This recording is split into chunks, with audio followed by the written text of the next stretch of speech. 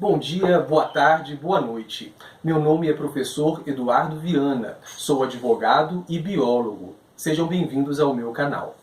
Na aula de hoje nós vamos estudar uma introdução à física e esta aula é válida para o 7º ano e para o 9º ano. Atenção, se você for do 8º ano, vá para o vídeo 2, 8º ano.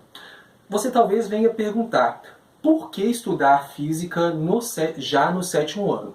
O ano de 2020, além de ser o ano que vai entrar para a história como o ano da grande pandemia do coronavírus, ele também é o primeiro ano que o Brasil vai implementar a chamada BNCC, Base Nacional Comum Curricular. Ela é o resultado de algo que foi instituído pela Resolução do Conselho Nacional de Educação, a Resolução CNE-02, Resolução CNE-CP-02. Essa resolução estabeleceu que a partir do ano de 2020 fosse reorganizada toda a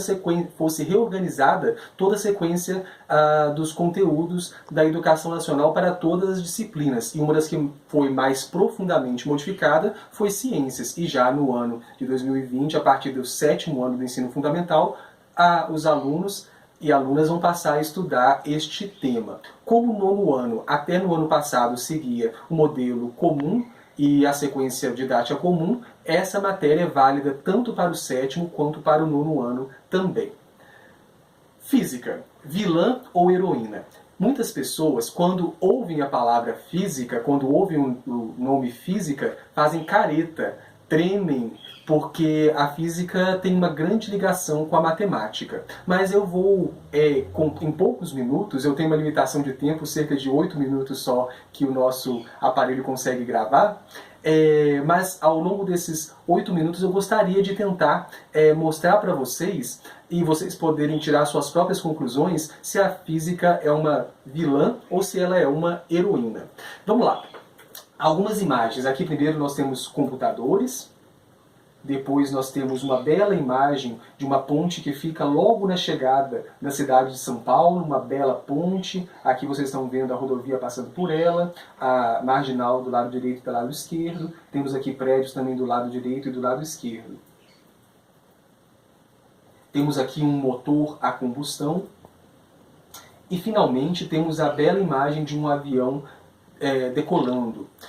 Se você for pensar bem, cada uma dessas máquinas e aparelhos, para que eles tenham sido produzidos, foi necessário conhecimento físico. Na verdade, a física é a grande responsável pelo grande desenvolvimento tecnológico que a humanidade tem hoje.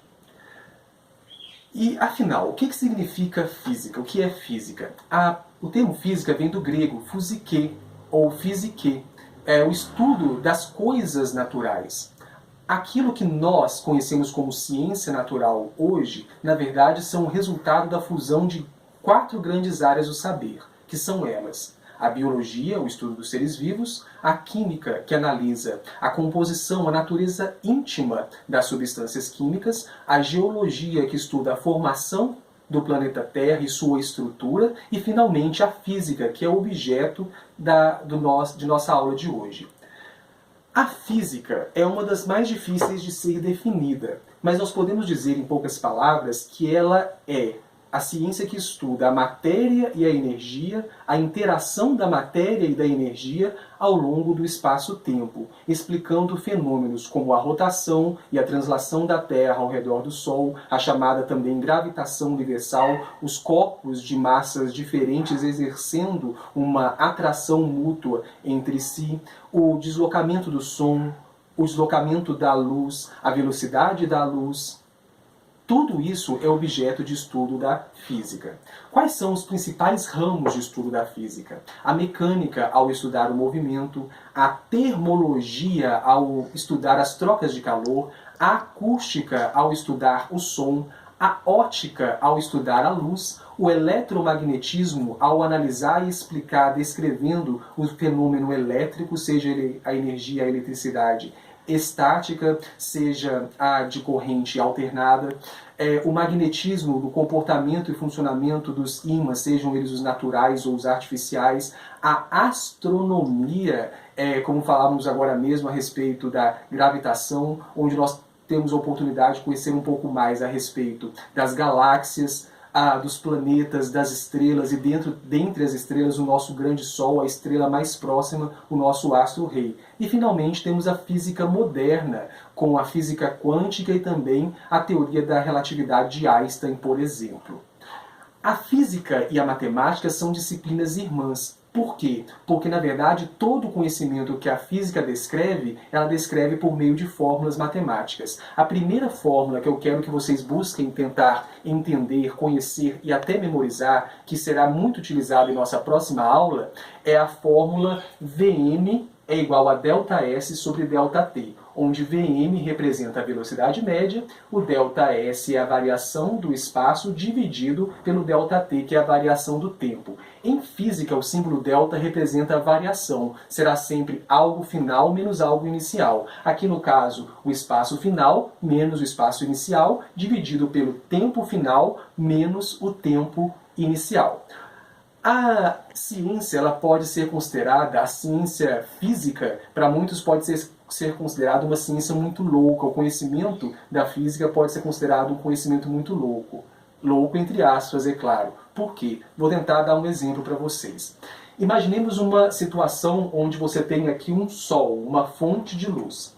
Você tem aqui também uma pessoa que nós vamos chamar de 1, é o corredor 1, e temos aqui uma pessoa 2, é o corredor 2. Desculpe, o observador 2. O corredor 1 está correndo na direção do observador 2. E esse observador 2 está vendo essa pessoa correr. A luz parte do Sol, toca o corpo do corredor 1 e ela reflete nos olhos do observador. Se fosse possível esse corredor acelerar muito, ultrapassando a velocidade da luz e chegando ao lado do corredor 2 e virasse do observador 2, virasse para trás e olhasse, ele teria a capacidade de ver ele próprio ainda se deslocando em direção ao observador 2. Por que isso acontece? Porque a luz tem uma velocidade. E se ele conseguisse se deslocar acima da velocidade da luz, ele conseguiria então ver a ele próprio ainda se deslocando.